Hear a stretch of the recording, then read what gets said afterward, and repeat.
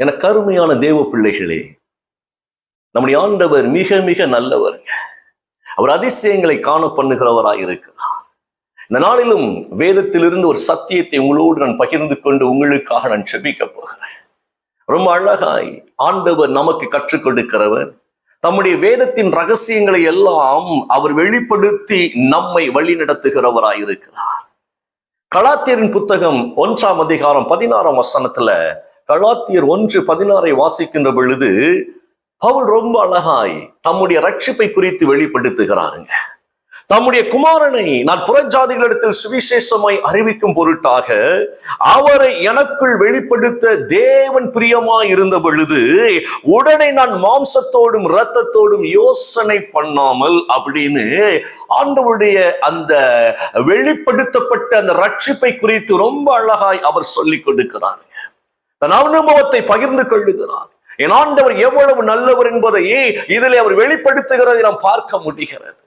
தாயின் கருவிலேயே என்னை பிரித்தெடுத்த என் ஆண்டவர் புற ஜாதிகளுக்கு நான் சுவிசேஷத்தை பிரசங்கிக்கும்படியாய், புற ஜாதிகளுக்கு நான் ஆண்டவரை அறிவிக்கும்படியாக என் ஆண்டவர் தெரிந்து கொண்ட அந்த நேரங்களிலே என் வாழ்க்கை முழுவதும் ரட்சிப்பினுடைய சந்தோஷத்தை அனுபவித்தது என்பதை குறித்து அவர் பேசுகிறார்.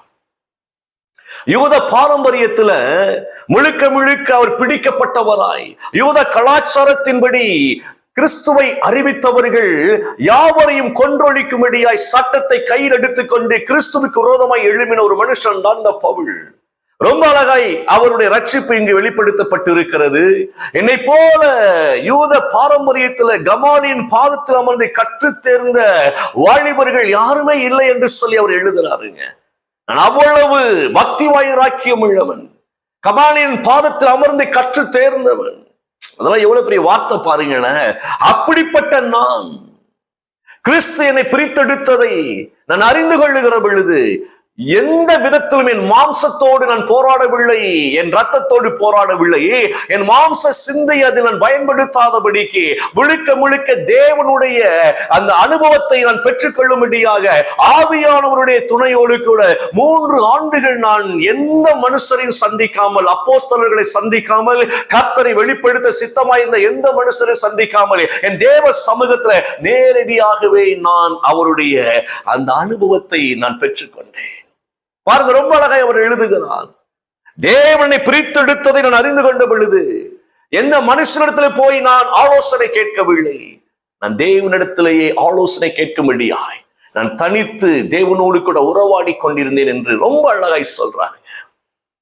ஏன் என்னை ஆண்டவர் பிரித்தெடுத்தார் என்பதை அவர் எழுதுகிறார். முழுக்க முழுக்க முழுக்க புறஜாதிகளுக்கு நான் சுவிசேஷத்தை பிரசங்கிக்கும்படியா. ஏன் தெரியுமா? யூத பாரம்பரியத்தினுடைய புறஜாதிகளை வெறுக்கிற கூட்டத்தில் இருந்தவர் அந்த பவுல். யூதர்களுக்கு மட்டும் ரட்சிப்பு அல்ல, புறஜாதிகளுக்கும் ரட்சிப்பு உண்டாயிருக்கிறது என்பதை கிறிஸ்துவின் வழியை அறிந்து கொண்டு கிறிஸ்துவை வெளிப்படுத்துவதற்காக அந்த மனுஷன் அதுக்கப்புறம் கர்த்தருடைய அந்த ஊழியத்தை பயங்கரமா செய்வதை பார்க்கிறோங்க. இதுல ஒரே ஒரு காரியத்தை உங்க கூட நான் பேச போறேன். அவர் என்ன எழுதுறாரு? அழைப்பு வந்த பொழுது, இந்த வார்த்தை நல்லா கவனிங்க, தேவன் தம்முடைய குமாரனை எனக்கு வெளிப்படுத்த சித்தமாயிருந்த அந்த நேரத்தை நான் அறிந்து கொண்ட பொழுது நான் மாம்சத்தோடும் இரத்தத்தோடும் யோசனை பண்ணவில்லை. இன்னைக்கு நம்முடைய வாழ்வுல பிரச்சனை எங்க ஆரம்பிக்க தெரியுமா? மாம்ச சிந்தையிலே ஆரம்பிக்கிறது. மாம்சத்தோடும் இரத்தத்தோடும் நமக்கு யுத்தமே இல்லை என்று சொல்லி பவுல் எபேசியர் அந்த வார்த்தையை குறிப்பிடுகிறார். ஆனா மாம்சத்தோடும் இரத்தத்தோடும் தான் நாம் இந்த நாட்களிலே காரியங்களை வாய்க்கும்படியாக போராடி கொண்டிருக்கிறோம். மாம்சத்தோடும் இரத்தத்தோடும் உனக்கு எந்த விதமான போராட்டமும் இல்லை. ஆனா சாத்தான் தந்திரமா, உன் மாம்சம் மேலானதா இருக்கிறதையா, உன்னுடைய சுயம் மேலானதா இருக்கிறபடினால நீ உன் சுய புத்தியை சார்ந்து கொள் என்று சொல்லி சாத்தான் ஜனங்களுக்குள்ளாக அந்த மாம்சத்தினுடைய கிரியைகளையும் இச்சைகளையும் அதிகரித்து விழப்பண்ணுவதை பார்க்க முடிகிறது. நல்ல கவனிங்க இந்த வார்த்தைய. மாம்ச சிந்தையானது மரணத்தை பிறப்பிக்கும். அதையும் பவுல் தான் ரொம்ப அழகாக எழுதுகிறார். ஆவியின் சிந்தையோ அது ஜீவனும் சமாதானமுமாய் இருக்கிறது. ஒரு மனுஷன் ஆவிக்குரிய காரியத்திலே வளரும் பொழுது பரிசுத்த ஆவியானுடைய அந்த வல்லமையோடு கூட தேவ சித்தத்தை அறிந்து கொண்டு அதனோடு கூட அவன் நடக்க ஆரம்பிச்சிட்டான் அப்படின்னா அவனுக்குள் ஜீவனும் உண்டாகி கொண்டே இருக்கும், சமாதானமும் பிறப்பிக்கப்பட்டு கொண்டே இருக்கும். அவன் செல்லும் இடங்கள் எல்லாம் சந்தோஷத்தையும் சமாதானத்தையும் அனுபவிக்கிறவனாய் அவன் காணப்படுவான். ஆனா மாம்ச சிந்தை மரணத்திற்கு நேராய் அழைத்து செல்லுகிறதா இருக்கிறது. ஆனா தொடக்கத்துல மாம்சத்தின் சிந்தை இருக்கு பாருங்களேன், அது நமக்கு நல்லது மாதிரியே தோன்றுங்க. ரொம்ப ரொம்ப ரொம்ப நல்ல விஷயமாகவே தோன்றும். நல்ல கவனிங்க. இப்ப பவுல் நினைச்சிருந்தா என்ன செஞ்சிருக்கணும்? நேரா அப்போஸ்தலரோட போய் சந்தித்து இருக்கணும். ஐயா, இப்படி ஆண்டவர் என்னோட கூட பேசினார், என்னோட கூட ஆண்டவர் இடைப்பட்டார் அப்படின்னு சொல்லி அவங்களோடு கூட இணைந்திருக்க அவர் முயற்சி செய்திருந்தான் வைத்துக் கொள்ளுங்களேன். ஆளாளுக்கு பலவிதமான காரியங்களை சொல்லி பவுல ஊழியமே செய்ய விடாம ஆக்கியிருப்பாங்க. ஊழியம்னு சாதாரண விஷயமாப்பா? ஊழியம்னு என்ன நினைச்சுக்கிட்டேன் நீ? அப்படி பல விதத்துல எதிர்ப்புகளை தெரிவித்து பவுலுக்கு விரோதமாய் அவர்களும் எழும்பி இருப்பார்கள். ஆனா பவுல் ரொம்ப அழகை சொல்லுகிறார், நான் யாரையும் சந்திக்கலையா, எந்த மனுஷனிடத்திலும் ஆலோசனை கேட்கல. நான் ஊழிய பாதையிலே தேவ தரிசனத்தோடு கூட அழைப்பு பெற்று நான் ஊழியம் செய்ய நான் என்னை அர்ப்பணித்த பொழுது உலகம் எனக்கு எதிராகத்தான் இருந்தது, சபை எதிராகத்தான் இருந்தது. அநேகர் சொன்னார்கள், ஊழியம் உனக்கு என்னதுன்னு தெரியுமா, ஊழியத்தை நீ எவ்வளவு ஈஸியா செஞ்சிட முடியுமா, சும்மா இஷ்டத்துக்கு ஆண்டவர் சொன்னார் என்று சொல்லி நீ பாட்டுக்கு கண்ட மாதிரி நீ கதை விட்டுட்டு அலையாத, ஒழுங்க ஒரு பொழப்ப பாரு, வேலையை பாரு என்றெல்லாம் சொல்லி என்னை அவமானப்படுத்தினவர்கள் அநேகம் உண்டு. என் குடும்பத்தார் கூட அதற்கு தடையாய் இருந்தார்கள். ஏன்னா அவங்களுக்கு ஊழியம்னா என்னதுன்னே தெரியாது. பயங்கரமான சூழ்நிலையில் மத்தியில தேவ சத்தத்திற்கு நான் கீழ்ப்படிந்து ஊழியத்துல என்னை அர்ப்பணித்து தேவனுடைய வார்த்தையின்படி நான் ஓட ஆரம்பிக்க ஆண்டவர் கிருபை செய்தாருங்க. நான் வார்த்தைக்கு கீழ்ப்படிந்தேன். 25 முடிந்து 26வது ஆண்டிலும் தேவன் ஊழிய பாதையிலே இன்றைக்கு வரைக்கும் அவர் அழகாய் நடத்தி கொண்டிருக்கிறார். ஏன்னா அவருடைய வார்த்தை வருகிற பொழுது, வார்த்தைக்கு கீழ்ப்படுகிற பொழுது நிச்சயமாய் தெய்வத்தினுடைய சகல விதமான சமாதானத்தையும் நாம் அனுபவிக்க முடியும். மாம்சத்தோடு யோசனை பண்ணாமல். அப்படின்னு என்ன அர்த்தம் அப்படின்னா, மாம்ச சிந்தனை என்னன்னு தெரியுமாங்க? நம்முடைய சுய புத்தியை சார்ந்து கொள்ளுகிற ஒரு அனுபவம். நல்லா கவனித்துக் கொள்ளுங்க. 2வது நம்முடைய அறிவை பயன்படுத்தக்கூடிய ஒரு அனுபவம். 3வது என்ன தெரியுமா? இந்த உலகமானது எதையெல்லாம் சொல்லுகிறதோ அதையெல்லாம் கேட்டு அதற்கு ஏற்றாற்போல் உலகத்தை சார்ந்து வாழக்கூடிய ஒரு அனுபவம். அது மட்டும் கிடையாதுங்க, முழுக்க முழுக்க முழுக்க தேவ சத்தம் கேட்காதபடிக்கு உலகத்தோடு கூட உறவாடி நம்முடைய சொந்த அனுபவத்தை வைத்து ஜெயிக்க நினைக்கின்ற ஒரு காரியம். சொந்த அனுபவத்தை நம்பி இருக்கிறது. எனக்கு தெரியாதா, நான் யாரு தெரியுமா, என்னுடைய பணபலம் என்ன தெரியுமா உனக்கு, என் அறிவு என்ன தெரியுமா, நான் இதெல்லாம் சாதிச்சிருவேன், என்னால எல்லாம் முடியும் என்று சொல்லி தன்னுடைய சுயத்தையும் தன்னுடைய அனுபவத்தையும் தன்னுடைய அறிவையும் இந்த உலகம் சொல்லக்கூடிய வார்த்தையெல்லாம் கேட்டுக்கொண்டு போராடி போராடி ஜெயிக்க நினைக்கின்ற காரியம்தான் மாம்ச சிந்தை. எல்லாம் கவனிங்க. பாவத்திலிருந்து ஒரு மனுஷன் விடுதலை பெற வேண்டும் என்றால் நான் எப்படியாவது பாவத்தில் ஜெயித்து விடுவேன் என்று சொல்லி மாம்சத்தில் அநேகர் முடிவெடுத்து தோல்வி அடைவதை பார்க்க முடிகிறது. யோசித்து பாருங்களேன். நான் தப்பே பண்ண மாட்டேன், அப்படியே நான் என்னை காத்துக்கொள் என்று சொல்லி மாம்சத்துல எத்தனையோ நாட்கள்ல தன்னை அடக்க பார்க்கிறார்கள். அடக்க முடியல, திருப்பி விழுந்து விடுவதை பார்க்க முடிகிறது. எனக்கு அருமையான தேவ பிள்ளையை, மாம்சம் நல்லா கவனித்துக் கொள்ளுங்க, நம்மை எந்த விதத்திலும் ஜெயம் எடுப்பதற்கு விடாதுங்க. போராடிக்கொண்டே இருக்கும் மாம்சமானது. ஏன்னா மாம்சத்துக்கு நிறைய தேவை இருக்கு பாருங்களேன். மாம்சமானது மண்ணிலிருந்து வந்தபடியினால அந்த மண்ணாசையும் பொன்னாசையும் நல்லா கவனிக்க, பெண்ணாசையும் இந்த மாம்சத்திற்குள் உட்கார்ந்து கொண்டு இந்த மாம்சத்தை முழுக்க முழுக்க தேவனுக்கு விரோதமாய் வழிநடத்துவதை நாம் பார்க்க முடிகிறது. இதெல்லாம் கொஞ்சம் யோசிக்கணும். நம்ம டக்குன்னு ஒரு முடிவு எடுக்கிறோம், ரைட் செஞ்சிடலாம் அப்படின்ட்டு உடனே ஒரு முடிவு. அது மட்டும் இல்ல, ஒரு படிப்பின் காரியத்தை செலக்ட் பண்ணுவதற்கு கூட உலகத்தை முழுக்க ஆராய்ந்து அறிந்து எந்த படிப்பை நம்ம செலக்ட் பண்ண எப்படி மேல வரலாம் என்று சொல்லி அப்படி உலகத்தோடு கூட நிறைய விஷயங்களோடு நம்ம ஆராய்ந்து பார்த்து அதை செலக்ட் பண்ணுகிறோம் பாருங்க. தேவ சமூகத்தில் அமர்ந்திருந்து தேவனுடைய வெளிப்பாடு இல்லாதபடிக்கு உலகம் காட்டுகிற வழியிலே ஓடிக்கொண்டிருக்கிற விஷயம்தான் மாம்சத்தினுடைய கிரியைகள். அதைத்தான் பவுல் எழுதுகிறார். இதெல்லாம் கொஞ்சம் யோசிங்க நீங்க. இந்த மாம்சத்தின் கிரியை என்ன செய்யும் அப்படின்னா, நம்மளை நிம்மதியா இருக்க விடாது, சமாதானமா வாழ விடாது. சின்ன சின்ன விஷயத்துக்கு கூட டென்ஷன் ஆகிக்கிட்டே இருப்போம். யாராவது ஏதாவது சொன்னா கூட தாங்க முடியாத அளவுக்கு கோபத்துல பயங்கரமா எழும்பி நிற்போம். யோசிக்காம பேசுவோம், தாறுமாறான வார்த்தைகளை பேசுவோம். கொஞ்ச நேரம் கழிச்சுதான் ஐயோ இது பேசியிருக்க கூடாது என்கிற ஒரு சிந்தை வரும் பாருங்க. டக்குன்னு கடனை வாங்கிடுவோம், திடீர்னு ஒரு காரியத்தை முடிவெடுத்து செய்வோம்.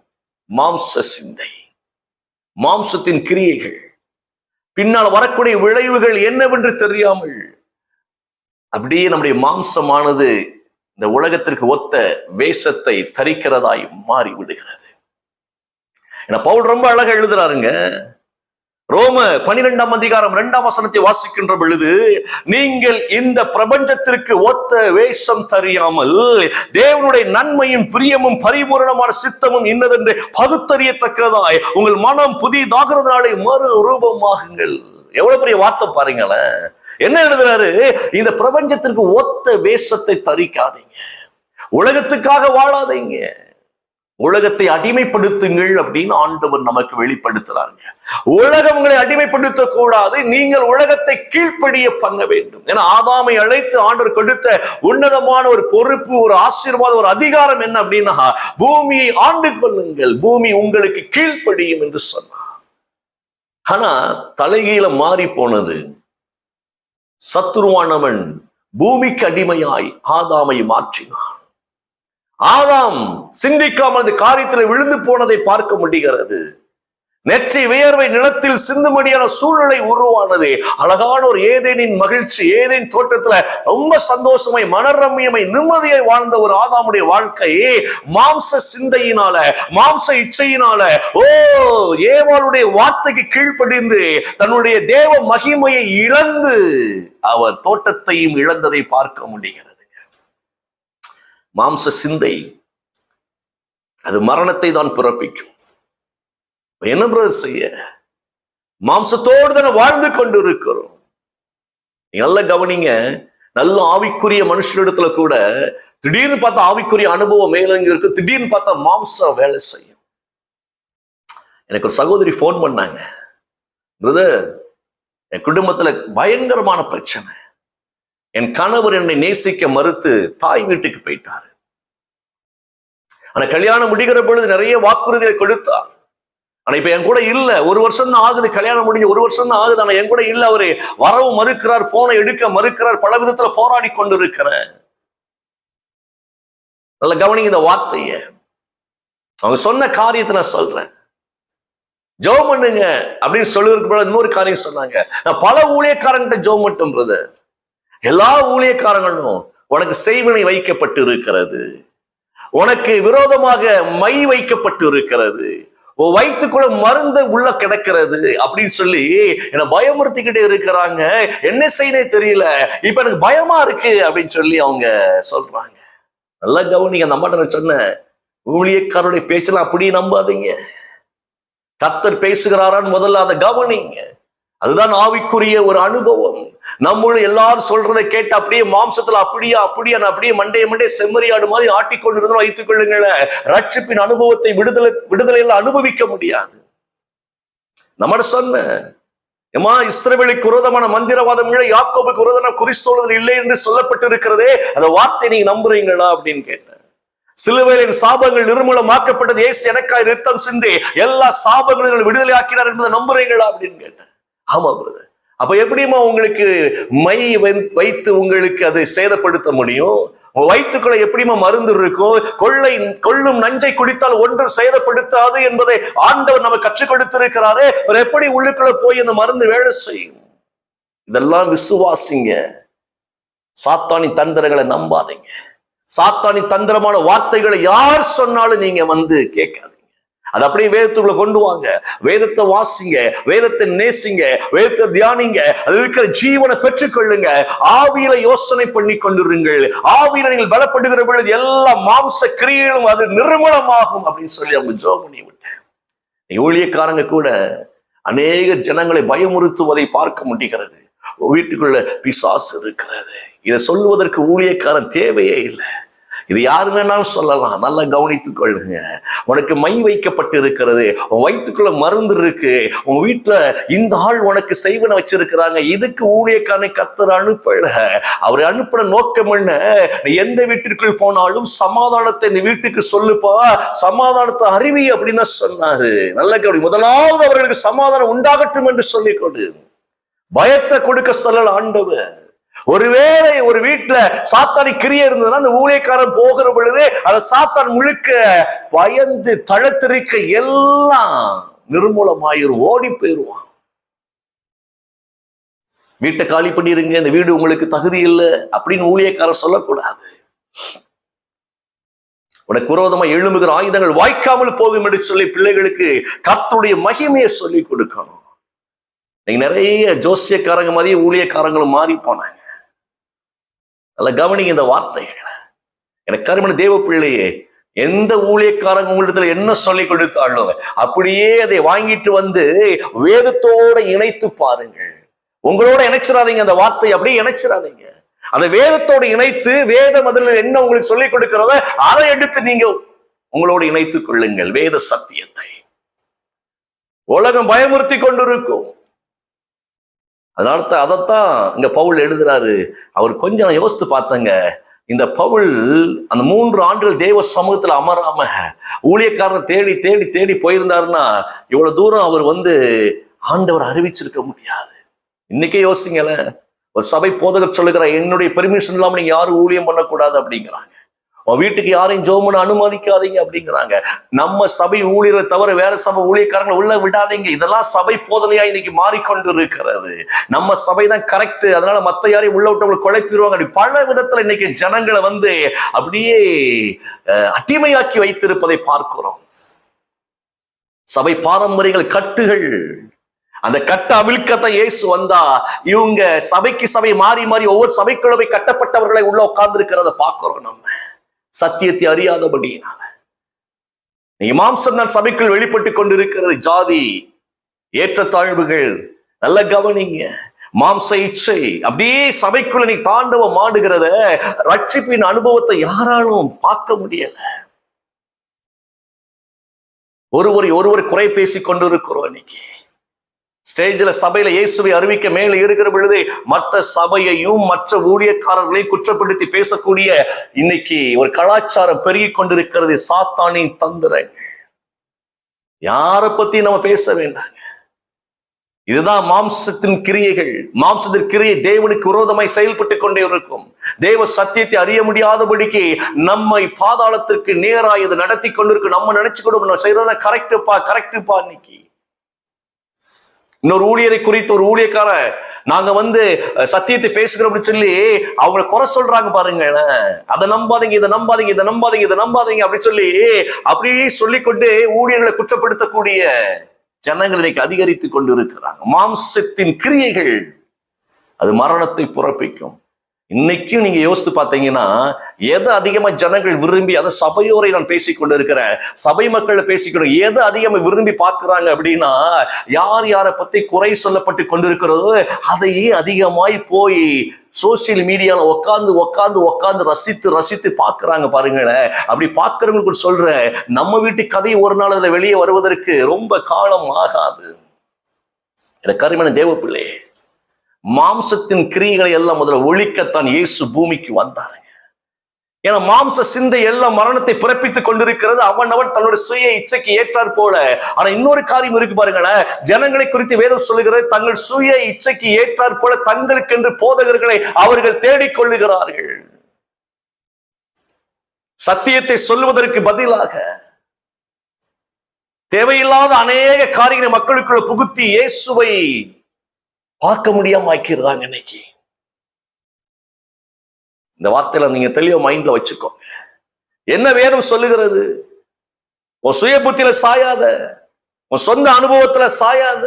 உன் அறிவு ஒன்றுக்கு உதவாது, உலகம் காட்டுகிற பாதைகள் ஒன்றுக்கு உதவாது.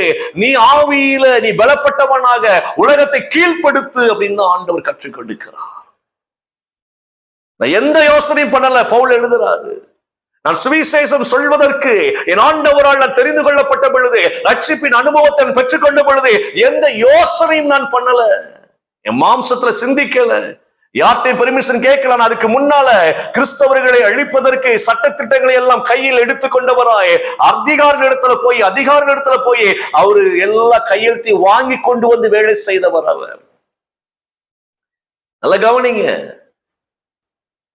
அதிகாரி இடத்திலே சட்டங்களை வாங்கி கொண்டு வந்து கைது பண்ணினார், கொலை செய்ய தீர்மானித்த காரியங்களில் எல்லாம் ஈடுபட்டு கொண்டிருந்தார். பவுல் அப்படிப்பட்ட ஒரு மோசமான சூழலில் இருந்தவர் தான். ஆனால் தேவனை அறிந்து கொள்ள வாய்ப்பு கிடைத்த பொழுது எந்த மாம்சத்திலும் அவர் செயல்படாமல் கர்த்தருடைய வார்த்தைக்கு அப்படியே கீழ்ப்படிந்தார். நீ நல்லா கவனிச்சு தெரியும், மத்தேயுல 16ஆம் அதிகாரத்துல 2 காரியத்தை அதுல பார்க்க முடியுங்க. பேதுரு இடத்துல 2 விஷயத்தை பார்க்க முடியும். பாருங்க, அதுல 16ஆம் அதிகாரம் 13 முதல் வாசிக்கின்ற பொழுது, இயேசு பிலிப்பு செசரியாவின் திசைகளில் வந்த பொழுது தம்முடைய சீசரை நோக்கி, மனுஷகுமாரனாகிய என்னை ஜனங்கள் யார் என்று சொல்லுகிறார்கள் என்று கேட்டார். அதற்கு சிலர் சொல்றாங்க, உம்மை யோவான் ஸ்நானகர் என்றும், சிலர் எலியா என்றும், வேறு சிலர் எரேமியா என்றும், அல்லது தீர்க்கதரிசிகளில் ஒருவர் என்றும் சொல்லுகிறார்கள் என்றார்கள். அப்பொழுது அவர், சரிப்பா, ஊர் உலகம் ஆயிரம் சொல்லட்டும், நீங்கள் என்ன நினைக்கிறீர்கள் என்னை பற்றி அப்படின்னு கேட்கிறாரு. அதற்கு பாருங்களேன், பேதுரு ரொம்ப அழகா சொல்றாரு, நீ ஜீவன் உள்ள தேவனுடைய குமாரனாகிய கிறிஸ்து என்பதை நாங்கள் அறிந்திருக்கிறோம். ஜீவன் உள்ள தேவன் பிதாவாகிய கர்த்தரிடத்திலிருந்து வந்த அவருடைய குமாரன் என்பதை நாங்கள் விசுவாசிக்கிறோம், கிறிஸ்து என்பதை நாங்கள் அறிந்திருக்கிறோம் என்று சொன்னவுடனே ஏசப்பா சொல்றாங்க அவரை நோக்கி, யோனாவின் குமாரனாகிய சீமோனே, நீ பாக்கியவான், மாம்சமும் ரத்தமும் இதை உனக்கு வெளிப்படுத்தவில்லை. நல்லா கவனிங்க, நீ மாம்சத்துல இதை பேசல, மாம்சமும் ரத்தமும் இதை உனக்கு வெளிப்படுத்திருக்க முடியாது. ஏன்னா மாம்ச சிந்தை எல்லாம் உலகை சார்ந்ததாக இருக்கும். பரலோகத்தின் வெளிப்பாடு வருகிறது என்றால் அது மாம்சத்தினால் உனக்கு வரலப்பா. மாம்சமும் ரத்தமும் உனக்கு அதை வெளிப்படுத்தவில்லை, பரலோகத்தில் இருக்கிற பிதா இதை உனக்கு வெளிப்படுத்தினான்.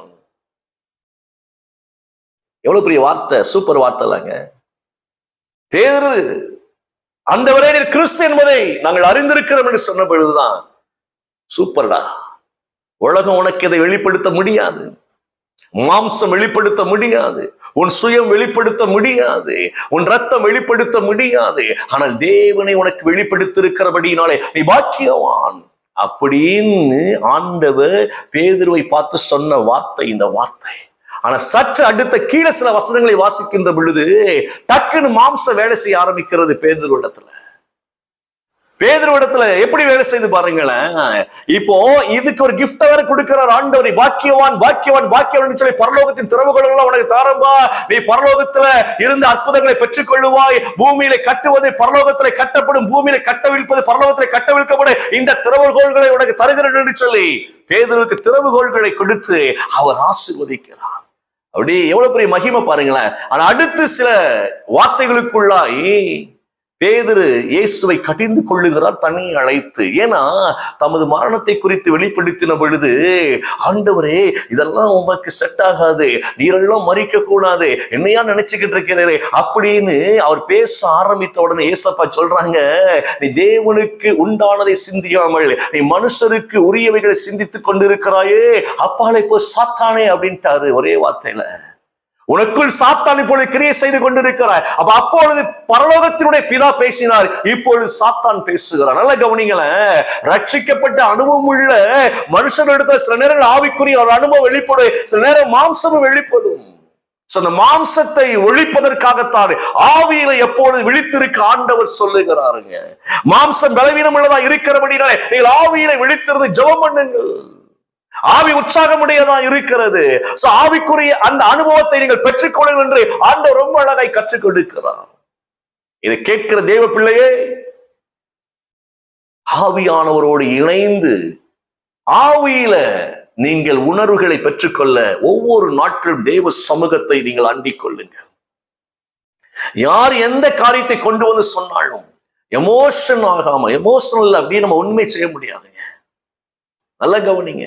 ஒரு மனுஷனுடைய அந்த எமோஷனல் இருக்கு பாருங்களேன், அந்த ஃபீலிங்ஸ் இருக்கு பாருங்களேன், அதைத்தான் உலகம் அப்படி வெளியே கொண்டு வர பார்க்கும். சாத்தான் வெளியே கொண்டு வர பார்ப்பான்.